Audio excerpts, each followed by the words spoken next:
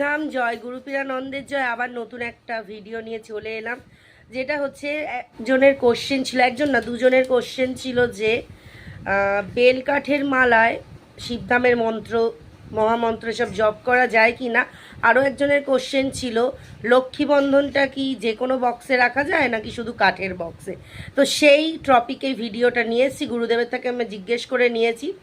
তো প্রথমেই বলবো যেটা হচ্ছে লক্ষ্মী বন্ধন যেটা আপনারা রাখবেন সেটা যে কোনো বক্সে রাখতে পারেন, খালি যে বিধিটা বলা হয়েছে সেই বিধিটা সঠিকভাবে পালন করতে হবে। আমি তো আগেই বলে দিয়েছি যে কোনো বক্সে রাখা যায়, ওরকম কোনো অসুবিধা নেই যে শুধু কাঠের বক্সেই রাখতে হবে। যে কোনো টাইপের বক্সে লক্ষ্মী বন্ধন রাখা যাবে, কোনো অসুবিধা নেই।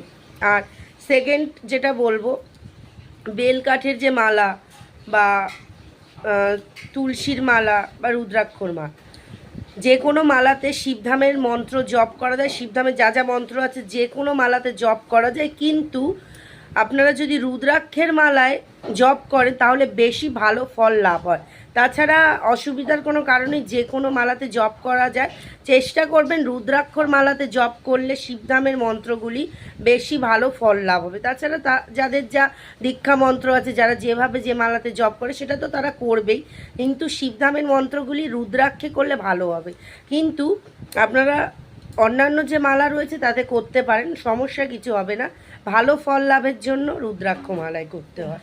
তো জয় শিবধাম এখানেই শেষ করলাম। আশা করি ভিডিওটি আপনাদের ভীষণই হেল্প হয়েছে, উপকার পেয়েছেন। তো অবশ্যই আমাকে কমেন্ট করবেন, না কিছু বুঝলে জয় শিবধাম।